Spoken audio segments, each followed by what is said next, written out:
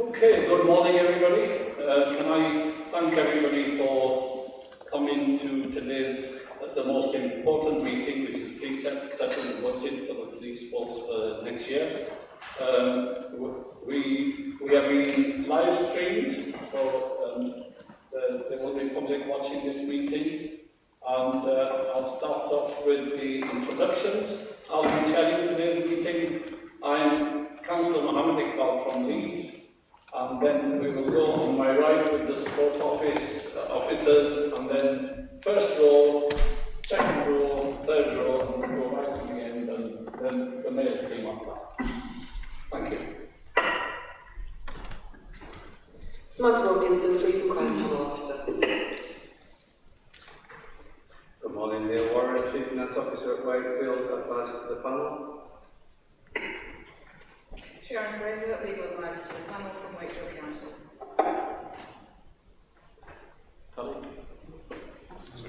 Councillor Typerson from Yorkshire. Hi everybody. Councillor Richard Dunbar, Traffic Council. Could you put your speakers on, please? Oh, sorry. I think everybody heard that. Yeah, we heard you. Andrew Marchington from Kirk Police Council. I'm substituting for Councillor Gallagher. Okay, so a few on the side. Yeah.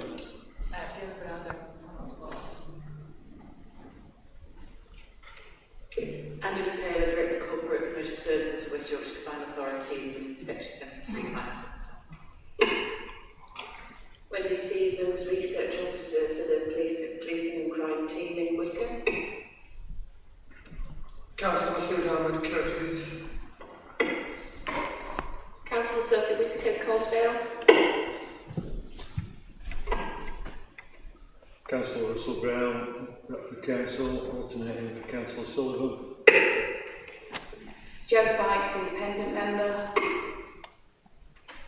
Trevor Lake, Independent Member. Sarah Courtney, Calderdale Council. Mark Thompson, Councillor Kirklees. Who's our officer that being here? Councillor Barry Anderson from Leeds City Council, substituting for Councillor Andrew Carter. I'm Andrew Carter.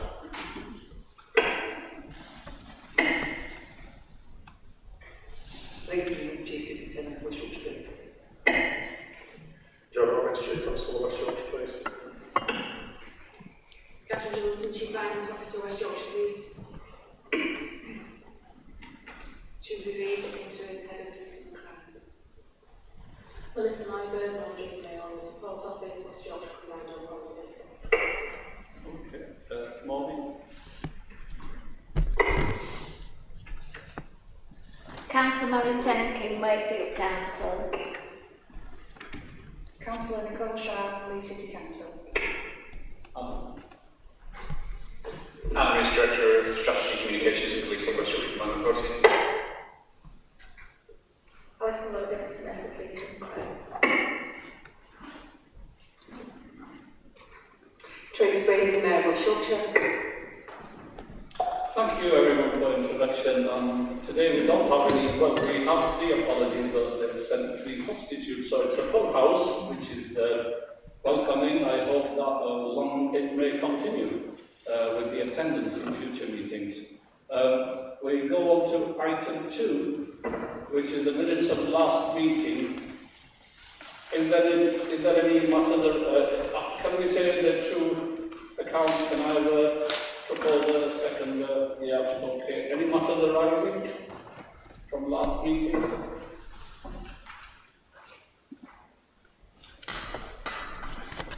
There's no items to be brought to agenda today in matter of urgency, so that's fine. Item 4, which is members' declaration of interest.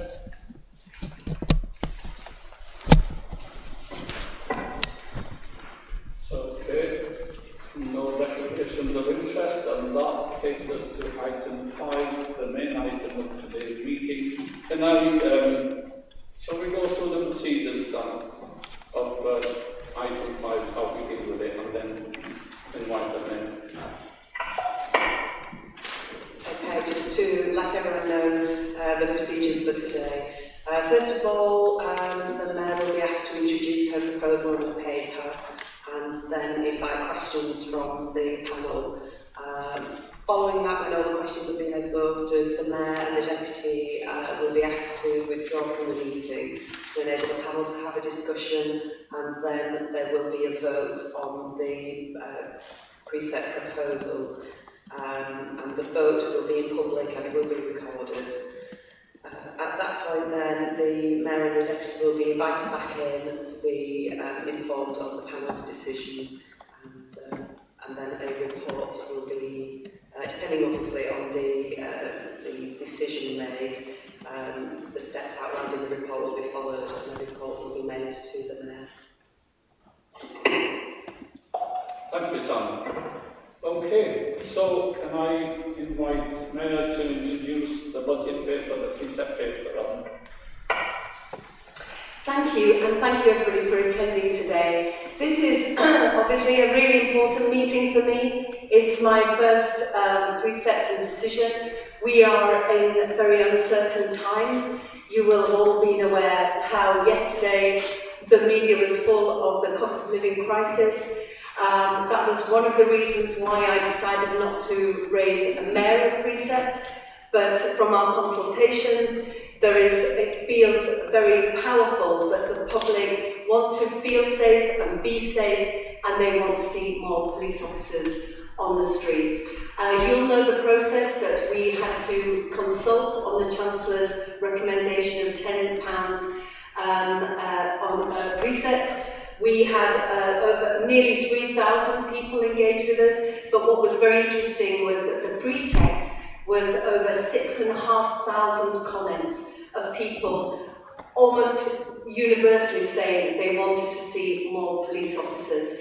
So how do we do that with the resources that we have? Now, you will know that there are challenges to the budget, and I'm hoping and looking forward to robust questioning from all of you that might have concerns. Before I do move on, I would just like to thank Catherine, Neil and Angela for the support they've shown us going forward, and members in advice and support. So thank them for that. You'll know that the outcomes of that consultation, 72% wanted the Mayor to focus on and to get more police officers, more money for police, and 62% were happy to pay the precept, which would be, for the most people in West Yorkshire, 17 pence extra per week. That was a positive response around the country. There are other challenges, and other PCCs don't have that support necessarily, so I'm really pleased to the people and thankful to the people of West Yorkshire who understand the challenges that we are facing. It is currently the fourth lowest precept in England and Wales, so I'm grateful that we have that wiggle room. It has been at 4.73% increase, which is less than last year's 7.64% increase. So we are mindful of people's budgets and the pressure on people's outgoings, but we know that in order to deliver on the ambitious police and crime plan that you helped write and feed into, to deliver that, we would recommend the full £10. So obviously there's going to be discussion and questioning, and we welcome that. But I'll leave it there, Chair, if I may. I'm sure there's questions coming forward. Okay, thank you. Thank you, Mayor, for your presentation on budget and the rationale behind it, and how you come to this decision of proposing £10. Can I now open up for questions from the floor panel members? And can I invite Councillor Sarah Courtney first? Thank you. Yeah, thank you very much for your work. Everyone's working to this budget. Not an easy task. I've got a question. I've got a couple of questions, funnily enough. Some of my questions are just to do with the fact that this is quite a new process for me, so it's just a few clarifications. But one of them is around the direct link between the revenue budget and the capital programme borrowing strategy, and just sort of getting assurances that any revenue impact from future capital investments have been reflected adequately in the medium-term forecast. And specifically related to that, it's just a question, and it's obviously not for this year's budget, but just for the future, just around examining PFI. Now, I know that, you know, there's quite a big PFI commitment in the budget, and I'm also aware that lots of different PFI agreements, you know, not here, but just across the country, you know, at different stages in where they are. And with many of them, the cost of sort of coming out of them is prohibitive. But I know that some councils and some people who've got PFI deals have actually worked out that they can borrow the money more cheaply elsewhere, pay it off, and there's still a cost benefit to doing that. So I was just wondering if that is something that has been explored or could be explored for the future. Around the sort of like whether the PFI deals and whether that would save us any money in the long term. But yeah, so my sort of first question really is about that, the sort of the capital programme, the borrowing strategy, and what commitments that's going to lead us to in the future, and how that's going to benefit us all and work out. Do you want to do that one first, or shall I? Okay, shall we deal with this first and then come in stated? Catherine, would you like to go ahead with the technical question? Yeah, good morning. Yeah, thanks for the question. Great question. So, capital funding for policing works on the same principles as it does for local authorities, but because we have so little in terms of capital grants, quite a lot of our capital programme is actually funded through revenue. So we're building an estimation of what that revenue cost will be every year, and that's nice built into the medium-term financial forecast. Where we do borrow, it's exclusively for land and buildings, so we wouldn't borrow for police or digital. So we built in the future borrowing projections. Specifically on PFI, I think we're quite fortunate. I don't know if it's common across policing, but certainly for our PFI schemes, we've received quite a good government grant on PFI. So we have a reserve currently, you see on the reserves, Appendix B, PFI reserve, and that's built up so that when our unitary charge goes much higher than the level of grant that we receive that we currently build into the budget, we'll start to use that reserve over the remaining life of the 25 years of the PFI. So we have considered it, but it's by far beneficial to keep it as it is. Okay, thank you. I'll let you come in afterwards on the questions, then I'll go with that. I've got your name in later on as well. So then Sophie, did you want to ask any question? No, fine. Then that brings us to Trevor.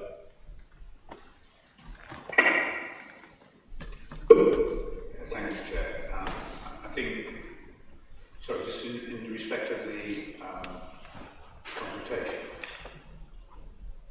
Yeah, shall we save that till afterwards? Yeah. Say that until afterwards. Yeah, okay. Along with Richard's, yeah, at the end. Okay, in that case, Richard, you have 2 questions?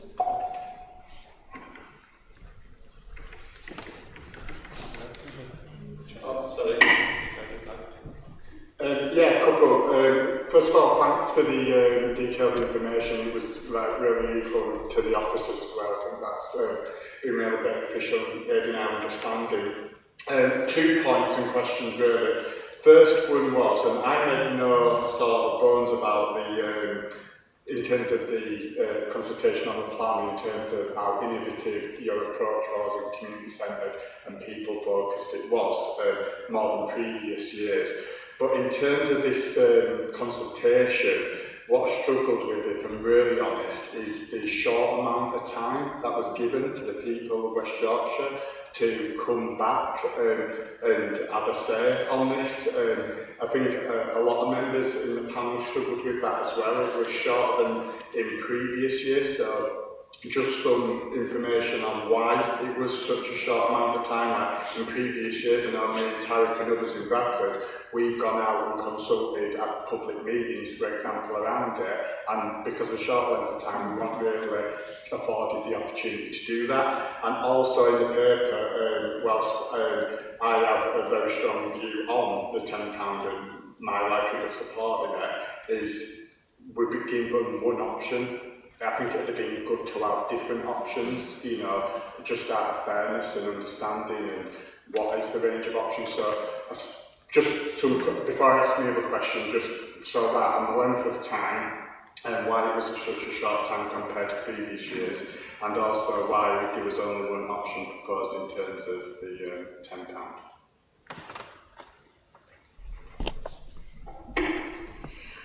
Thank you for that question, and my understanding is that we had to wait for the settlement, so from government, so there were delays there, but also I think the panel wanted to review and have an extra week to take that time to review the work so far. So that's a point that I accept, and going forward we'll try and make sure that there is more time. Alison, I wonder if you want to talk about the reason for the £10.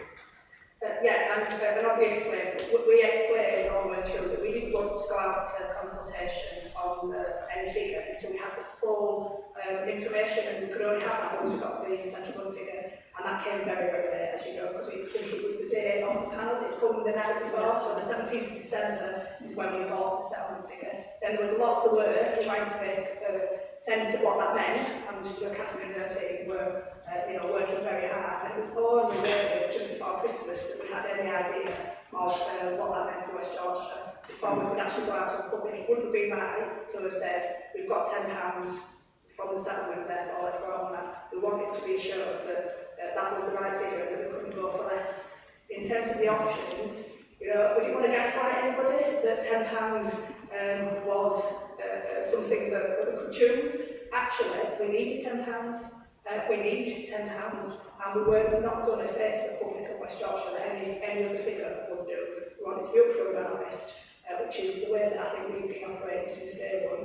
And if we'd gone for less than £10, if we put in an option for less than £10, we've got a balanced budget for 22/3. That would have been an immediate, £9, for example, that would have been a £650,000 deficit on that budget day one. We would have also been less sustainable because we would have to use more reserves than we're having to use to balance that deficit. We would have had then problems recruiting the 345 new officers and 84 police staff that we're committed to. The 345 were committed under the uplift. So there were lots and lots of consequences to the people of West Yorkshire of us pretending that £10 was not the figure that we had to have. So that's why we didn't have an option, because there are no options. And also, let's just remember that the government told us we had to go for £10 in order to bring in the growth, the investment to policing that they determined was required. We were told that in the letter from Kit House, you need £10. We were told in the press from the Home Secretary that there was going to be this huge investment that relied on £10. So we're taxing the people of West Yorkshire in order to fund that gap in the settlement that we did not receive. And as I told you then, I'll tell you again, the £21.9 million in effect is £7.9 million because we're not getting funded for national insurance, we're not getting funded cost of living increases, we're not getting funded for police pay. That's why we need £10. That's why we're asking for £10. If I may just add as well that every time we don't go to the maximum, we will lose that in perpetuity. So £10, we have to agree £10 because going forward, that gap will then carry forward every time we have a preset. So it's really, really important that we agree that £10. Thanks. Okay, Richard, is it follow up again? Thank you for that explanation, that's really clear. And something, you mentioned, Trace, in your opening remarks about the cost of living crisis and everything else that goes with that. And a lot of our constituents are telling us how they're struggling with that. They're hearing about rent going up, food prices going up, debt going up. New Economic Foundation yesterday said that the poorest 10% of households will see energy prices rise 7.5% higher than the richest 10% in society. Now, the government, and I've got to say this right now because of the people I represent who are struggling, the government, I think, have forced you into this position. I don't think you've taken this decision lightly, actually. So I suppose my question and comment is the government's levelling up agenda, particularly in relation to policing and other public services, is it nothing more than a vacuous concept that doesn't really take account of the needs of the people of West Yorkshire? I think that's an opportunity for a great debate about levelling up. However, today, what I know is that the people of West Yorkshire, when they are faced with uncertain times, want to feel secure, safe in their communities. They also want justice when things go wrong. So I think that is a two-part question. I'm very happy to go to the pub and discuss it further with you about levelling up, but for now, today, this is about the security of our citizens and how they feel safe, and we have to listen to them and be guided by them and their anxieties. And what we can do with our own levelling up is to make sure that our streets are safe and that people who are victims of crime get support. Thank you, Mayor and Deputy Mayor, on the explanation on the reason for delayed consultation, which is obvious if you got the information from the Chancellor on 17th of January and from the Christmas holiday as well. There's so much to do, and we need very little time for you to work on the budget precept. Can I now invite Sarah again, please? Thank you for being patient. Thank you very much. Yes, just a couple of questions about some of the lines. So on page 3 of the document that's got the table which sort of lays out what the funding, what the money is going on. Put it in can't think of a better way to put it. So just out of interest, so arm's length bodies, mentioned some arm's length bodies, and that the allocation for that is sort of just under £70 million a year. So I'm just sort of interested to know what that covers and how that benefits the residents of West Yorkshire. And similarly, just what capital reallocation means, because I just don't know, so I just needed to ask that question. If you can explain those 2 points to me, that would be really helpful. Thank you. Thank you, Catherine. Apologies if I haven't made it clear in the report. So this is what the Home Office top slice from the police grant before it gets allocated out across West Yorkshire. So I suppose the Home Office determined that it's effective for them to allocate that funding to HMIC and FRS, to the Office of Police Complaints, etc. It's not a decision we have any influence over. What I'm just trying to demonstrate is that we get a total amount of money that gets allocated across forces, but before that allocation happens, the Home Office take a number of top slices. So we're trying to benefit where we can from everything on there, but we don't have a lot of influence. And what about capital reallocation? So similarly, the Home Office will top slice an amount of capital from the totality of the pot, and they'll allocate it out across various areas. So we've got no capital reallocation to West Yorkshire. They do a phenomenal amount of capital allocation for national Home Office-led digital programmes. And again, we can't influence that. We feed in where we can, and we are technical experts in digital, we feed into that. But it's Home Office decisions, not ours. I think I probably should make that completely clear on that table, because we show that just to demonstrate the impact of the change in reallocation. So when it goes up quite considerably, it means we get less money into West Yorkshire. Okay, can I invite the Chief Constable now?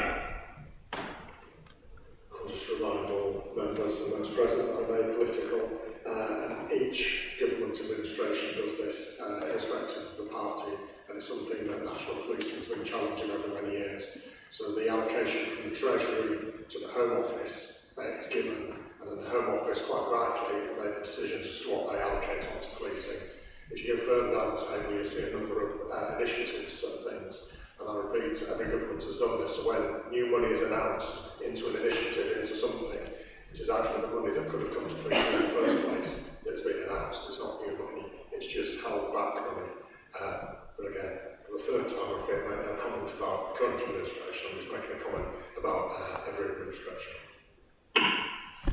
Thank you. It's really interesting because it's, just as a as a newbie, just to sort of see how that all works. And so actually sort of you get given money and then it gets just taken away again, basically, effectively, to be used nationally or on whatever schemes. Okay, thank you, that's really helpful. Okay, any other comments from anyone else? Councillor Barry Anderson? Just briefly, in terms of item 5 on page 8, you emphasise antisocial behaviour and how important it is and what's happening around that. Now, there appears to be an increase in antisocial behaviour, but there also seems to be a particular increase within that in terms of quad bikes. And what additional priorities are being put in order to address that, particularly in terms of off-road bikes, and also working in partnerships, or not, as the case may be, with local councils who haven't necessarily put all the investment into it as well, and leaving the pressure on the police to try and fill that gap. And on another point, there doesn't appear to be any mention of rural crime here, and so is there anything you can say about what you've actually got in the budget, even though it's not specifically mentioned here, about rural crime? Thank you. You're absolutely right about antisocial behaviour. It blights people's lives. It leads to depression and lack of control over your environment. I think it's really important that that work is done, particularly around quad bikes.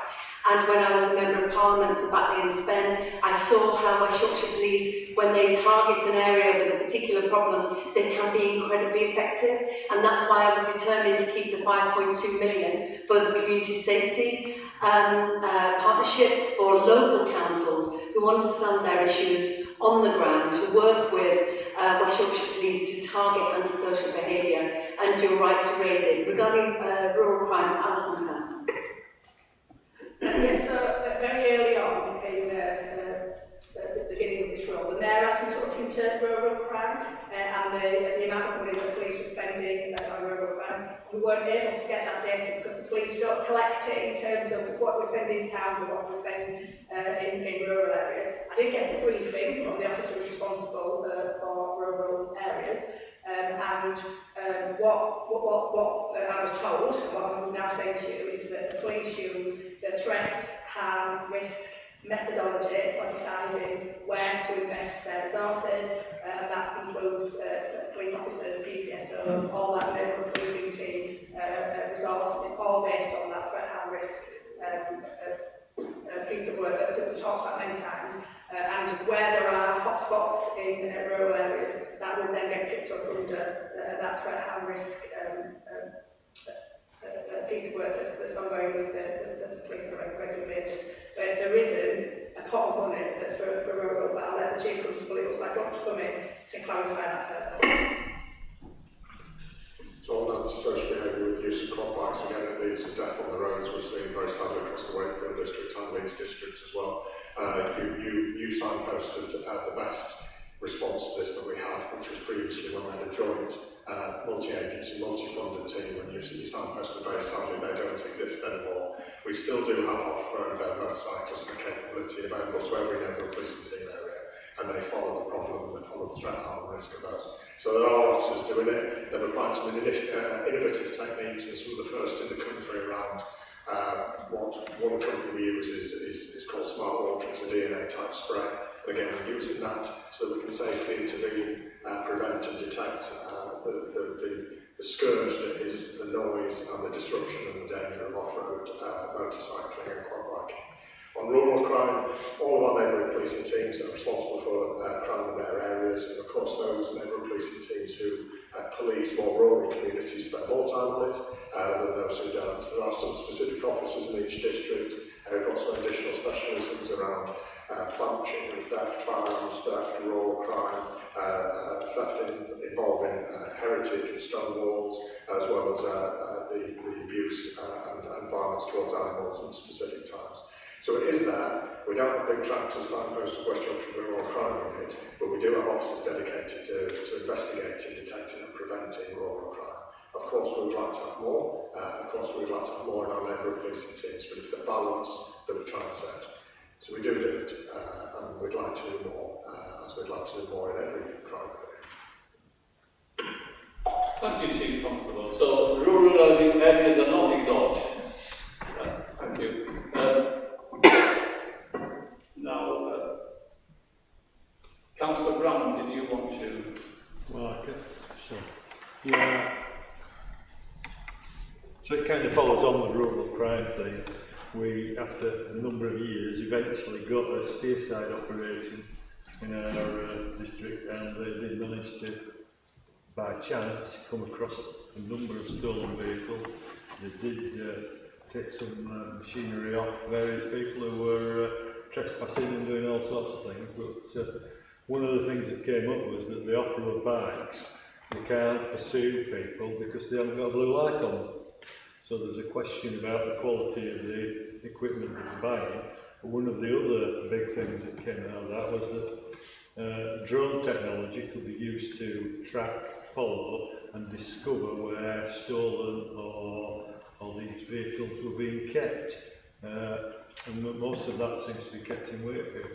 Could we have some of this equipment moved out into the outer districts, which would be a great benefit to the policing of our rural areas, and surely would give us a huge cost benefit, and it would restore a lot of faith in the police. Thank you. It's not necessarily related to the precept as such, so it's operational, so if the Chief Constable could answer. Yes, we do try and put as much out. I won't go into the detailed explanation. You can appreciate flying drones were a regulated body, and it's a lot easier as members of the public to do than it is for us, but we do have that capacity. And again, the machinery and the off-road biking, I've got obligation to the safety and security of my staff and the public. They can pursue in certain circumstances, but hence why we have to bring in other techniques. It is again, a very dangerous environment, riding a motorcycle that's an off-road capability to then transcend it onto the road is specific. So we are constantly looking at expanding the capabilities. We'll come back to the link to the budgetary sectors. We need people to be on the bikes, and we need people to stick the drones, and that's what the preceptors are around. Thank you, Chief. Sarah, have you got any comments, questions left? Just about precept commitments. Yeah, well, that's, we can come to that afterwards, after the decision from the panel. Anybody else for any comments, questions, clarification? Trevor, did you want to ask something? I think it's okay, so I think Richard's picked up the points about the consultation. I think it's just to get a commitment next year that we'll be able to go out earlier as part of that process. I think other councils like West Midlands and North Yorkshire were able to do so. So maybe there's something where we can learn from how they were able to do it earlier. That would be very helpful. Thank you. Sorry, the other point I would just make is that when you look at the analysis paper of the consultation, 62% is great that people of West Yorkshire want to support the increase, but it's not a huge amount, over 50%, 62%. And I just wonder if we ran that same exercise now, given the cost of increase to cost of living and fuel that's come through recently, we may have got a slightly, perhaps less positive response. So I just think to bear that in mind for next year, that 4.7% increase may carry more weight next year in people's minds about their support for it. I think Kirklees was one of the areas when I looked, it was only 50% support for it, so it's just something to bear in mind, I think, for next year's planning as well. Okay, thank you. Perhaps we'll write to the Chancellor to send his recommendation earlier. Okay, I was thinking, why is Barry so silent today? That's very unusual. Right, well, one's my own question, one's on behalf of Councillor Carter. I'll start with Councillor Carter one.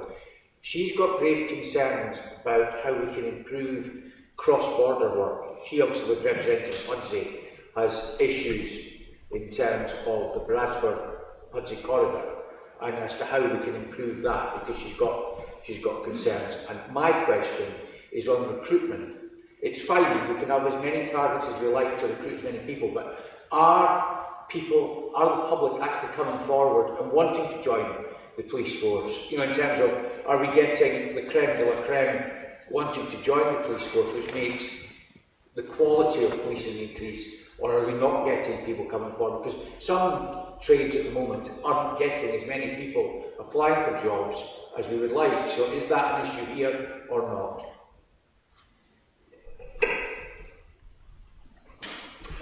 Thank you. The cross-border issue with policy, I'll leave to the Chief Constable. Regarding recruitment, we are getting incredibly talented members of the public stepping up to become police officers.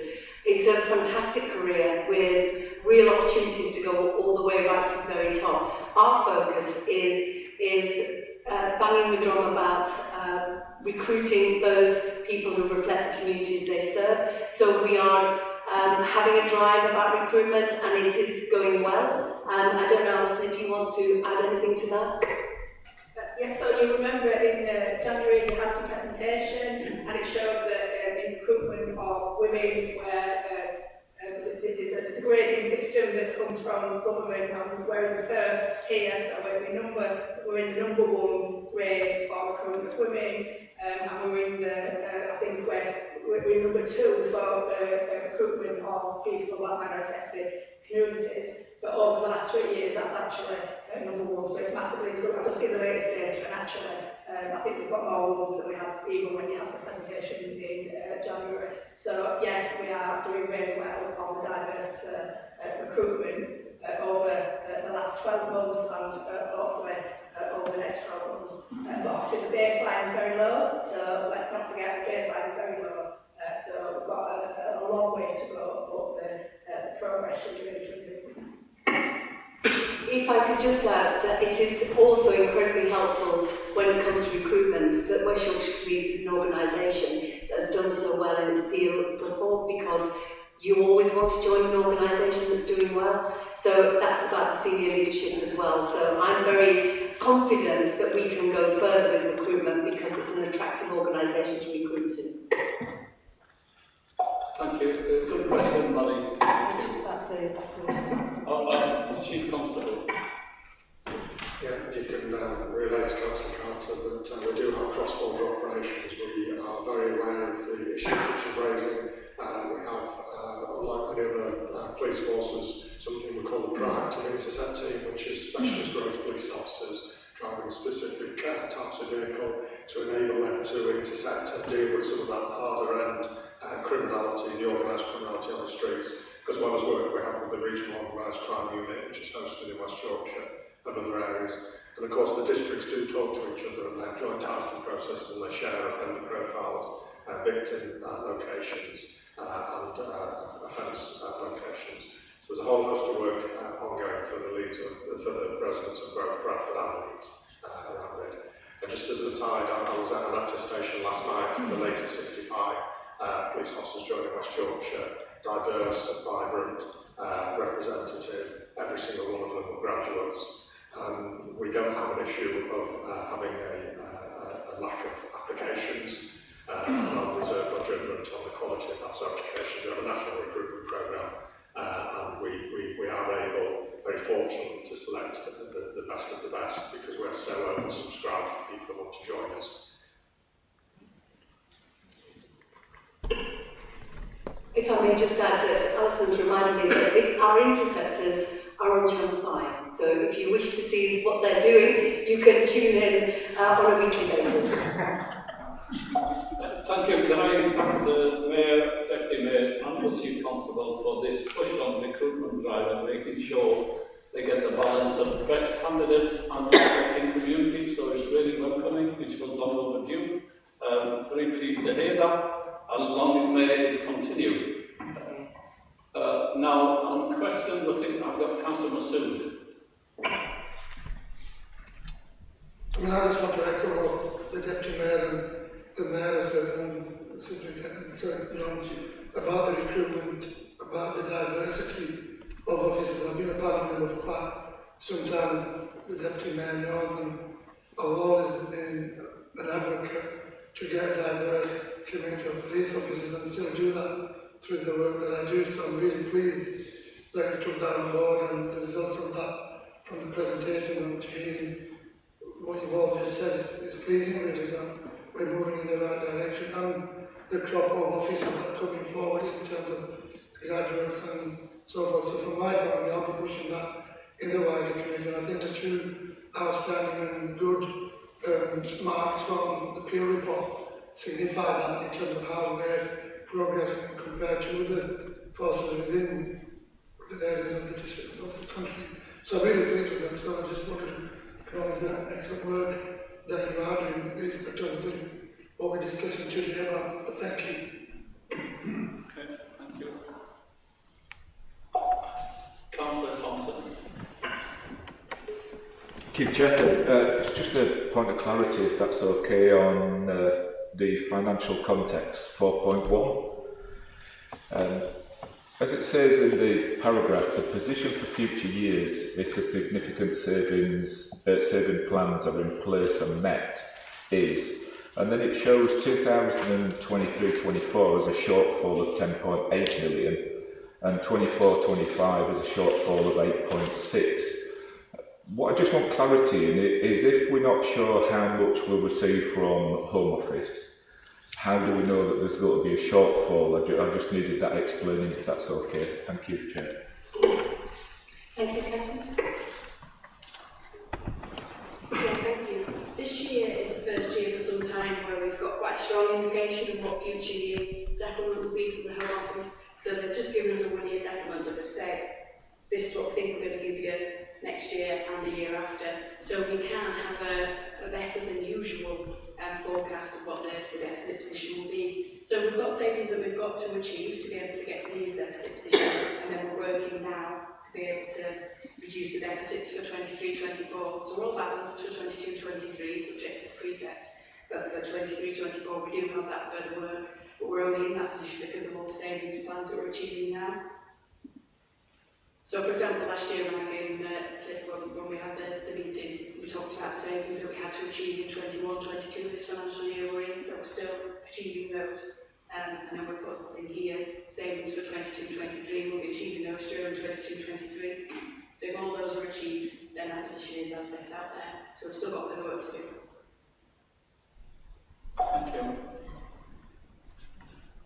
Any other comments, questions, or clarification on precept? Okay. So we'll conclude this part of the meeting, and now if I can ask the mayor's team to give us a few minutes to have a discussion on the board, which will be informing, but during the absence.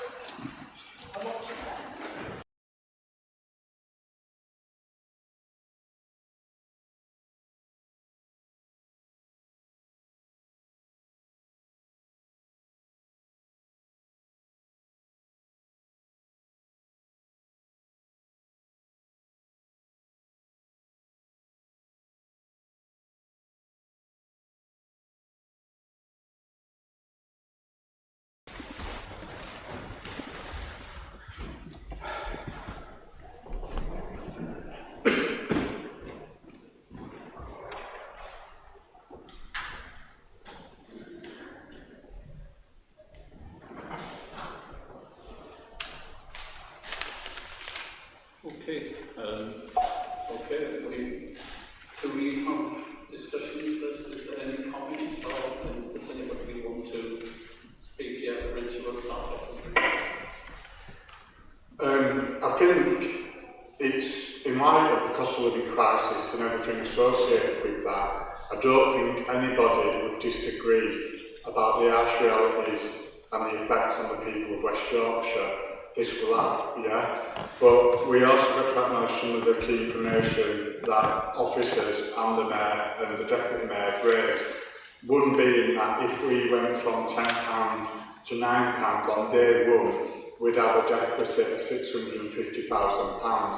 And how does that aid the mayor and their team and the chief constable in keeping the people of West Yorkshire safe and having that firm commitment, which we all, despite what political party, want to invest in frontline policing. So whilst I acknowledge absolutely the impact of the cost of living crisis, I think we all should do that, I think we have got no choice but to go for that, and I will be voting in favour for the Mayor's recommendation. Thank you, Richard. Anybody else for comments? Tariq? Just on that, I didn't obviously ask a lot of questions, but I think that we've got very little choice, and the 4.7 increase is better than what we did last year. The cost of living is extremely expensive, and it's going up, and it's going to have a major impact. And reluctantly, but I think we've got very little choice, and I will be voting for it. Thank you, Councillor Pally. Yeah, I mean, Trevor made a very good point that if this survey was done now after yesterday's news, is, you know, then the public's opinion may have differed, but in lines of the constraints on budgets and funds, we are left with no choice. Did somebody want to speak, Councillor Morning? Thank you, Chair. Yeah, I totally agree with what. Yeah, thank you. I totally agree with what you both said. I think that we haven't got no choice. Being a district councillor and going round in my area, this is the main bone of contention with residents about antisocial behaviour, wanting to feel safe, and yeah, I think we've no choice, and I will be voting for it. Councillor Sarah. Yeah, just a point on sort of consultation. I think you're absolutely, it's a very good point about whether people would have wanted, how people might have voted in the light of yesterday's news, but we're also, being sort of a bit critical about the timing of the consultation. So I think that, if we're going to want to consult in a timely manner, it's just the way it is, isn't it? It's like you can't predict, what's coming down the line. So, we could have done this consultation. We're saying that we maybe should have done this consultation, not in December, but maybe, or over the sort of Christmas period, but maybe in sort of October or something. So there's nothing we can do about the fact that new information comes to light, which might have changed people's minds, I think. And I sort of think I agree with my colleagues so far that it doesn't feel like we have a huge amount of choice if we want to uphold our commitment and our desire to keep people safe in West Yorkshire. Okay, any other comments coming from Councillor Masood and Councillor Thompson? I mean, I just want to echo what the Commissioner and the Deputy Commissioner talked about in terms of the waiting for the settlement figure from government, and in terms of what was imposed on them, in terms of what you need to be looking at through the Chancellor. So it's a decision that they actually made based on the £10 that they brought forward. So it's something that they had no choice, but we've got no choice in terms of what we need to be doing. I appreciate that they're waiting for the settlement figure and the time scale in terms of getting the consultation period out. The community is obviously restricted with that, and based on what the finance officer mentioned about getting the figures right and making sure we've got everything in place. And we're in a difficult situation that we've been put in based on what the government has decided to do in terms of bringing this forward, about the £10 figure that you need to be looking at balancing. But for me, policing is very important. Working and work in this line of work and still working in that in terms of how important local policing is, and in terms of having those policing within the children's services and the development boards and safeguarding, obviously county lands is a big thing at the moment, and trafficking. So it's important that we get the right numbers of police officers on our streets to protect the citizens of West Yorkshire, and making the public feel safe as well. And we are in some very difficult times at the moment, so I will be supporting this as well. Okay, thank you. Any other comments on the precept proposal, Councillor Thompson? Thank you, Chair. A couple of years ago, I set up the ability to get a couple of officers to pass their test on off-road bikes, which we as ward councillors in our ward had to pay for, to make sure that some of the antisocial behaviour with quad bikes and off-road bikes was tackled. So we had to pay for that. We had to pay for them going through the test, etc. Even though we had a conversation like this about a preset meeting only a few months before. Last year, I set up with all the ward councillors in Batley and Spen an overtime fund out of ward money to pay for overtime for officers to deal with driving anti-social behaviour. So over the last 6 weeks, there's been an additional 253 tickets being produced by ward councillors paying for overtime. But that is, again, after another preset meeting where we've asked the public to pay additional money. So it's okay as agreeing every year that the precept is just and needed. But then why, over that period of the last 2 years, as ward councillors then had to pay for officers to go through tests to be able to use the off-road bikes that they've got, and pay for overtime so we can produce another 253 tickets. So yes, I agree that we have to pay for these things as long as then they're delivered, and they're delivered efficiently, and then we don't have to use additional money from ward funds that is there to enhance our local communities, not to pay for overtime and licences to be gained by officers. So I think yes, as long as that it's used for the right things and to tackle ASB, and then not come in cap in hand halfway through the year and expect ward councillors to pay for certain things that should have been in the budget and paid for through the precept. So yeah, I agree with you. It needs to be okayed and accepted as long as we hold them to account over the next 12 months and it's paid for things like we've had to pay for in our local wards. Thank you, Chair. Thank you, Councillor Thompson. Any other comments from anybody? Sarah, did I miss it? No. Nicole. Thanks, Chair. Yeah, I agree with what colleagues have said about the length of consultation, and I will be supporting. Thank you. Okay, in terms of commitments, no, sorry, Sophie. Just a point on the consultation, Chair. I know when Mark Burns-Williamson was doing it, he didn't do online, and it's almost gone the opposite way now.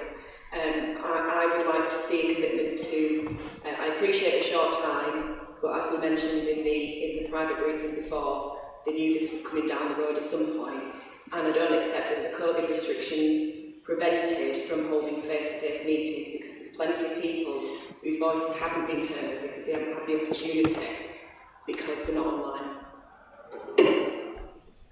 I agree with you. I think it would have been more healthier to have more engagement from public and more responses. It hasn't been good, and like I said, the year before it was 80% response in favour. But however, fingers crossed, hope things are better for the whole world next year, or in December and soon to come. So just fingers crossed. It's just been difficult 2 years for everybody, really. So shall we move on to commitments? Now, I know Councillor Tully was saying, and Joe have suggested that the first 2 commitments from last year need to be brought forward as part of precept commitment. Any other suggestions? Sarah, you mentioned about children.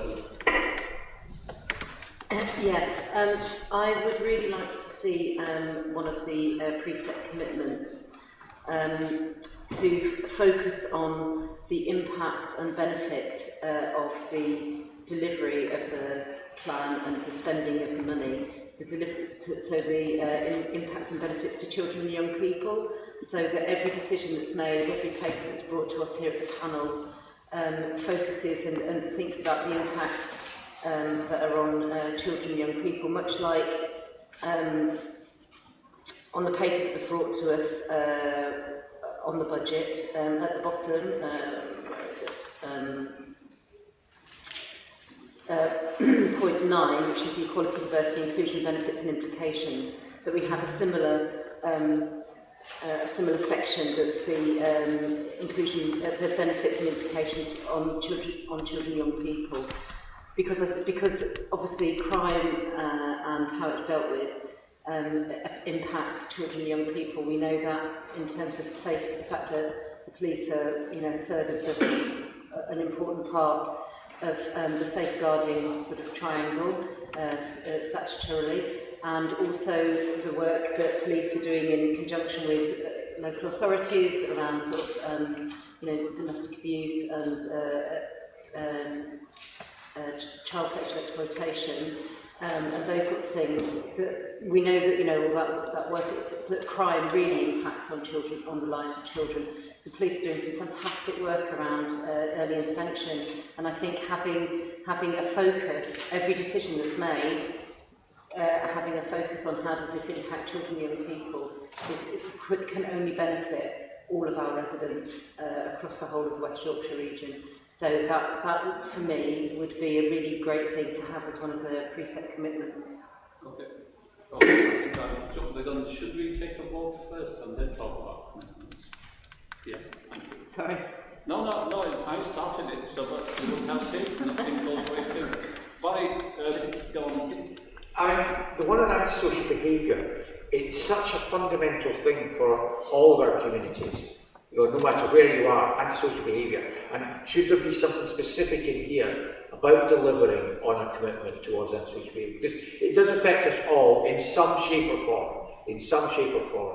And to back up with what Councillor Thompson was saying, occasionally local councillors are up to dip in using the meagre money that they get. And so maybe we need to hold the Mayor more to account on the antisocial behaviour side, because that's the one that the majority of our residents will come in contact with. Because luckily, they won't come in contact with some of the major crimes that are about there. But antisocial behaviour will affect most residents on a day-to-day in some shape or form in the communities that they're living in. Okay, thank you. Quickly wind up, so time and then we'll go to the vote. It's just part of the commitment, Chair, so I can come in there shortly. It's to do with antisocial behaviours. Thank you. Masood? Yeah, I think most of the colleagues have answered them, and just going back to a colleague and Councillor Thompson talked about in terms of the commitment and lots of the work that we've done in their ward in Batley West and Batley East, and we were asked to look at the same. I think we really need to be looking at that more. So I know they've ring-fenced the community safety partnership for 5 million is for groups and organisations and local authorities to apply to, but as elected members of ward councillors, we have a very small ward budget, and I think that doesn't address those issues. I think it's looking at antisocial behaviour, crime and all that within the wider context of how we can get that money rather than other means, if that makes sense, please. Okay, we'll proceed to the vote. So, Sam, how do we ask individual councillor for their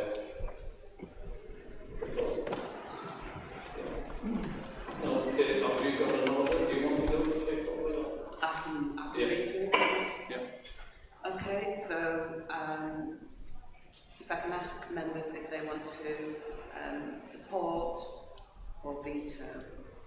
So we'll start with Councillor Masood Ahmed. I support. Councillor Andrew Marchington. Support. Councillor Barry Anderson. Support. Councillor Sarah Courtney. Support. Councillor Richard Dunbar. Support. Trevor Lake. Support. Councillor Tariq Hussain. Support. Councillor Nicole Sharp. Councillor Russell Brown. Support. Joe Sykes. Support.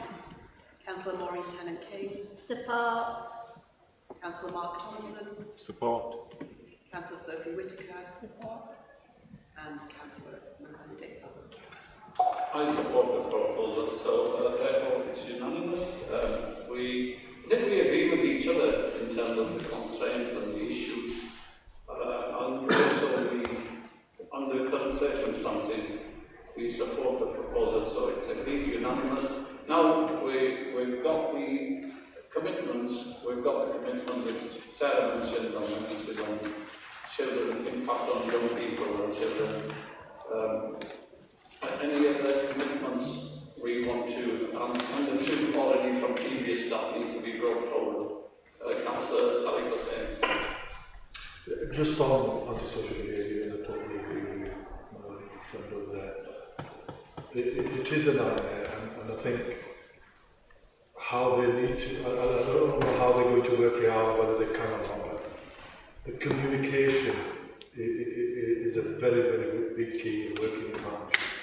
So a lot of things happen, but police try and go there and deal with it in isolation. With antisocial behaviour, you cannot deal with it in isolation. It's got to be a partnership approach. And I know they deal with it at some level with all the partners, but at ground level, believe me, it doesn't work. Lots of things happen, and the police do not get other people involved to try and resolve something, unless they're stuck. And I want something in there, or I'd like to see something in there that grows that partnership, working with social landlords and other avenues where they can involve those people to try and help and pass information. And the biggest one is about passing information. They hide behind data protection, and I don't know how they get involved with it, but it's something that the American look at, apply to the government for changes, etc. And that really needs to be able to deal with a lot of things, because police will hide behind this GDPR, and it doesn't work. No, I fully agree with you. I was a member with one discussions on safer beats many times, and police said, look, it's not our full responsibility. We need everybody on board. It is a partnership. We need housing, we need schools, we need all the agencies involved. And okay, Sophie. Just on the back of that, Chair, can I suggest a recommendation that we suggest something along the lines of the police to lead a review of partnership working on ASB to ensure that the system works on the ground level? A good suggestion. We're willing to work, bring all the agencies together, but you take the lead. I think with the crime and disorder partnership, we need to recognise their role in this. Sorry, say again. Pardon? What did you say? I think we need to recognise the role of crime and disorder partnerships in this. I think if we suddenly start proclaiming that it's not working, and I'm not saying it's not working, but without recognising the role that community safety partnerships statutorily play with regard to reduction of crime and disorder, and just imposing something on them. You've got to kind of acknowledge that there's a lot of stuff happening, and that a review of it's important, but it's a review done in partnership. Yeah, so how can we rephrase that then as a commitment? If there's things happening, but we give emphasis, we want this part of commitment. Councillor Martin. Just before we make a decision on that, I mean, it's not just around social behaviour. I think, as Joe says, using the right mechanism to review how partnership working is going on across West Yorkshire and all sorts of areas is a really useful thing. You might be saying what's going through the crime and disorder reduction partnerships, and there's an understanding of that. Because in my role in scrutiny, children's scrutiny police, I think it's been really good to see officers from West Yorkshire Police co-located with a number of agencies primarily around children's services, social care, and actually seeing the cross-fertilisation of ideas. Police officers appreciate the position of social workers understanding what the contribution of police officers is. And it's one of the things we scrutinise in police, partnership working, and actually to have a good position of understanding how that's going across the whole of West Yorkshire. Not just around antisocial behaviour, but maybe around sexual harm reduction or other things like that. However, whatever mechanism we reviews to do that would be a good idea. Okay.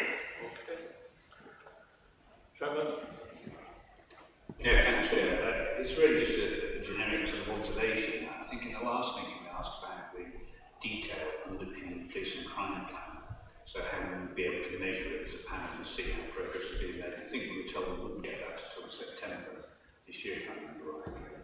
And if you look at the criteria under 1 and 2, they're quite generic. That all new recruitment, for example, seeks to increase the number of people from there.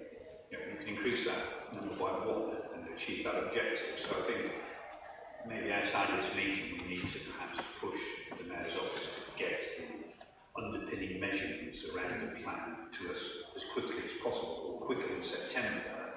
Otherwise we'll not be in a position to be able to review the progress against some of these objectives, probably until we get to the back end of the year, which is too late. Can I just clarify that? The performance measures, they will be in the plan, so they will be developed and finalised before the end of March. I think it's some of the strategies that we won't have until September. But yeah, I think some of the points that we touched on earlier are around delivery and things that really will come into the plan. And one of the things that wasn't in the draft plan that panel members saw was the allocation of resources, and the Mayor wanted to do that when the budget had been agreed. So whether or not there is some discussion to be had with the Mayor around that. At a later stage. Before the plan is published, so we want to before the end of March. Okay, any other comments, Joe? Thanks. Yeah, just on the commitment about early discussion with the panel and the consultation, I think we need to ensure that there's a time frame in there so that we're not just solely reliant on the receipts of figures from a body that we have absolutely no control over, so that it's not just about consultation on what we know, but also planning for consultation, so that there is a structure in place and a joint understanding of the way in which questions will be posed, so that we can then add in the information that we receive around the figures when they come, but not leaving the whole planning until that information is received. I think that might then ensure that everybody has the timescales and timeframes that they can work with. Okay. Any other commitments we want to be included? Okay, in that case, can I suggest, I'm sure you'll put it in better words, if Sarah speaks on the impact on young people, and then on ASB, there's crime and disorder partnerships, but we could ask for police to, because that, Tariq, do you want to speak on that? Also, I'm on the I mean, we do agree that it's a partnership, but it needs to be looked at. There is crime and disorder partnership and how we can strengthen that. My view on it is, I mean, when you get to the crime and partnership levels, it's working well because they are working together in terms of that. It's the low level that there's no information sharing protocols, and that's what needs to happen. And I think that's when it really gets serious, and that's when it goes to the partnerships. Prior to that, it's very difficult. So if you can, that's what my point is. I'm just wondering if we put it down as criteria, we need it to be quite clear and succinct in terms of just some points which we can elaborate on. I'm just wondering whether or not it would be better just saying we want a commitment to continue to prioritise investment in neighbourhood policing, tackling ASB, so we've got that in there, and then we can work on that, and that will be part of the work on the police and crime plan.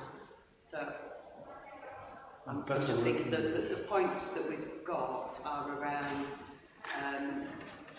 last year's precinct, which was continued increased investment into neighbourhood policing, so including in there tackling ASB, retaining, because they've built back up the numbers of PCSOs, so retaining those at the budgeted position of 566. We wanted something in there about recruitment reflecting West Yorkshire, which again was in last year's. Something around all decisions and reports reflecting the impact on children and young people, impact and benefits on children and young people.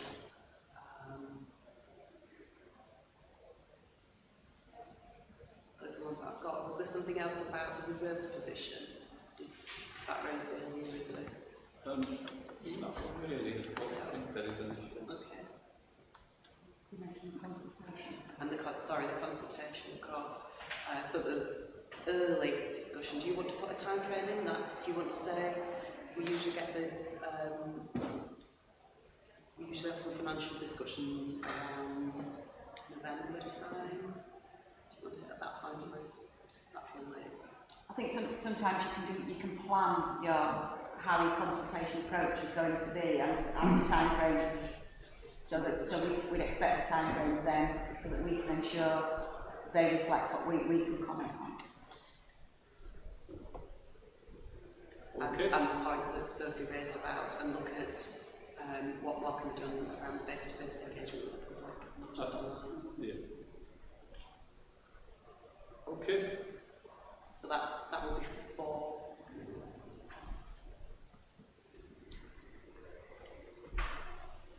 So, that's fine, and then do we invite them in now? Item 6 was just advising on procedures.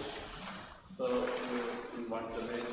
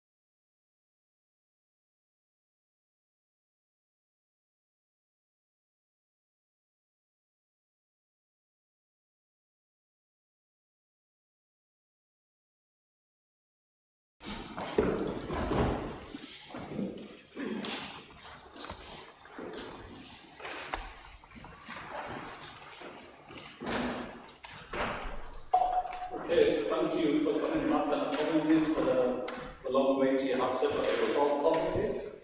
You'll be pleased to know that positive discussions and suggestions from the panel. And the first thing I may as well bring, it was in public, the panel have agreed to your proposal unanimously, which is amazing. We support you fully to make sure that we bring the best for people of West Yorkshire. So that's the good news. Thank you very much for bringing this paper proposal and the work you have done on coming to this stage of bringing the fee set does a recommendation of £10 increase on the council tax. So thank you very much for that. And we do have some commitments, recommendations for you to consider as part of our support for the fee set. Some will go through the few items, but we'll send them in writing to your office. Okay, the commitments the panel have asked for are to continue to prioritise increased investment into neighbourhood policing, tackling ASB and retaining the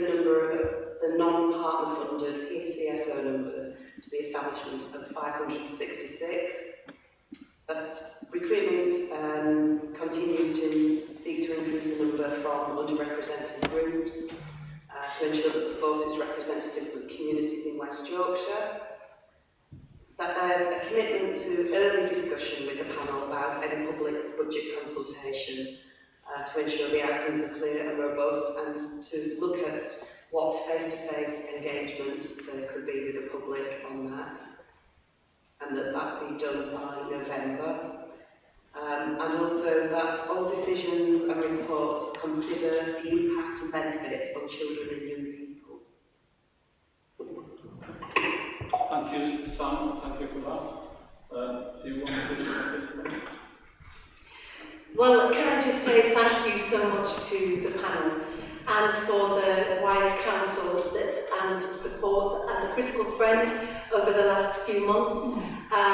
It's so important for the people of West Yorkshire that we deliver for them, for what they need to feel safe and be safe. And that money will not go to waste. I know that the West Yorkshire Police account for every penny. So thank you so much.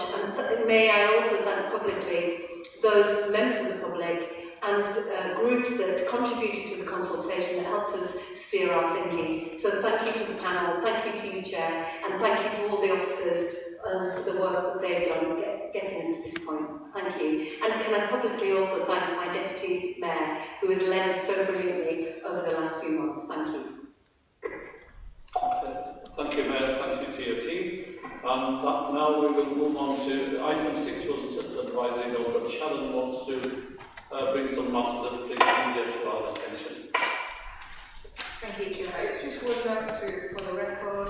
It's not relevant because of the outcome of the discussion and the voting today, but just in the report about the PCC component of Council Tax Revenue and Police Act, paragraph 2.4 still reference the 1st of March as being the relevant date for that second report, if it was what happened, and the 2021 order for West Yorkshire did then lead to the penultimate business day in February. So for this year it would have been the 25th of February. It's just a note going forward to that position in this relation. Thank you, Sharon, from our legal team. So now we will move on to standing items, which is item 7, Mayor's response to any current issues. Further reports. Thank you. Thank you so much. Just the updates.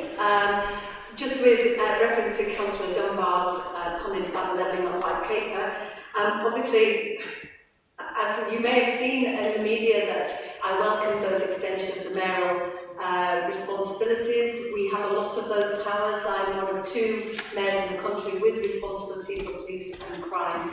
But one of the missions, one of the 12 missions laid out by Michael Gove was to tackle serious crime. And I think that's something that we will be looking for further devolution powers to explore how to go further around criminal justice. And it's something that you've raised with me about the blockages at the criminal justice level. What can we do locally to ensure that we can get better outcomes? That's something that I'll be looking into, how we can extend the powers of police and crime to work with government to tackle serious crime. Also to let you know that the Violence Reduction Unit, we're awaiting announcement from government about funding for next year. We've been putting enormous pressure on the Home Office. We have so much that we want to do in our community. We know that the Violence Reduction Unit delivers. It's about getting upstream, that early intervention. We know we can turn lives around by the VIU. It's something that's at the centre of what we hope to deliver. So we're pressurising government and hopefully can update the panel very soon. Thank you again for your comments on the police and crime plan. And just to let you know that that will be launched on Thursday, the 9th of March. Alison and I are going to be focused that week for International Women's Day. The whole week will be devoted to meeting women's groups, women-led organisations, young women, and a symposium at Nexus on the Saturday, where we're going to be drawing people together from all walks of life, inspirational sessions, but also sessions where we can have community groups talking about their challenges, and I encourage everybody to share the information about that symposium, because I think it will be of interest to many of your colleagues and constituents. Also, further updates and following representation from this panel and the Racial Justice Network, really pleased to report that West Yorkshire Police agreed not to automatically link biometric fingerprint data taken in West Yorkshire to the Home Office database. So can I thank West Yorkshire Police for their support, and for you for raising it and representing your communities in their concern about how that's impacting on people of colour in West Yorkshire. Also, it's LGBT History Month in February, so can I report that the Deputy Mayor will be chairing an inquiry into domestic abuse in the LGBTQI+ communities in Westminster on the 29th of March, and there'll be a full report with recommendations ready to come back in November. So thank you for all your support so far, and I'll keep you updated as we go forward. Thank you. Thank you. Okay, so that's any comments? Sorry, just to mention, I have written a letter to Michael Gove requesting a meeting, because he seems to have been everywhere else apart from West Yorkshire. So rest assured, we're hoping to get a meeting with him and to welcome him here. The Convention of the North is next week, where he will be a keynote speaker. I'm speaking, chairing a meeting on transport at that meeting, and so I will be making presentations to him, if I can catch him, to make sure that he comes to West Yorkshire and sees what we need to do here and what we're already doing that is making us able to punch above our weight when it comes to comparisons with the rest of the country. Thank you, Mayor. Any comments from panel? Councillor Richard Dunbar. Just on those last 2 points, Mayor and Deputy Mayor, it's really welcome in terms of the biometric scans and not being linked to Home Office database. I know, Alison, you've done a massive amount of work on that as a view tracer, along with the Racial Justice Network. I know that's very welcomed in the communities I've spoken to since that decision was taken. Also, the point about domestic abuse in LGBTQ+ communities. We all know Ms. LGBT champion in Bradford. We know the vast underreporting in that, so this is very welcomed, and I know you're certainly getting support from Bradford. If anything else we can do as a district to support you on that agenda, we'll be there with you. Thank you. Okay. Any other comments from any panel members? So we'll move on. Item 8, published key decisions. A paper trust.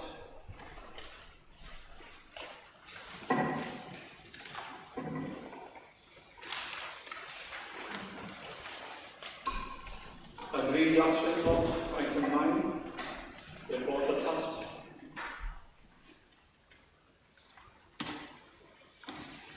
Any comments?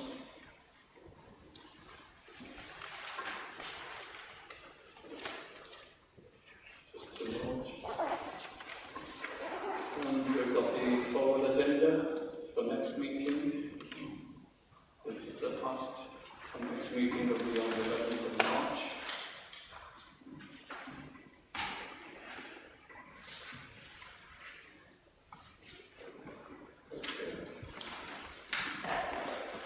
Complaints? We don't have any complaints. So, no complaints. Chair? No, Betsy, I'm pleased to hear that, Chair. Thank you.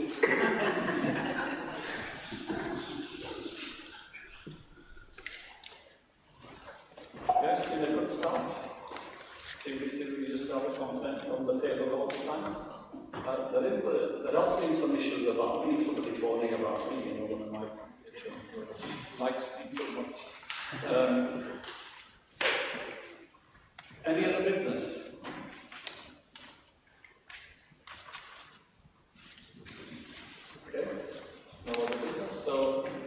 we've got the dates and time for next meeting.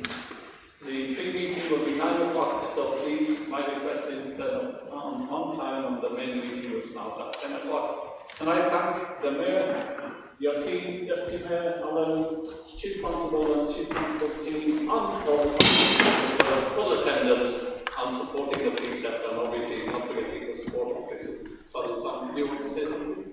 Sorry? Oh, of course, I forgot you, because you're not part of fixes and fittings. You come once a year. So, and obviously, Nicola for supporting us. He attended the precept one-to-one meeting with before meeting with the Deputy Mayor about stage meeting, and also giving us explanations and clarifications and advice on the budget precept. So, thank you to everybody, and see you next time. Thank you, sir.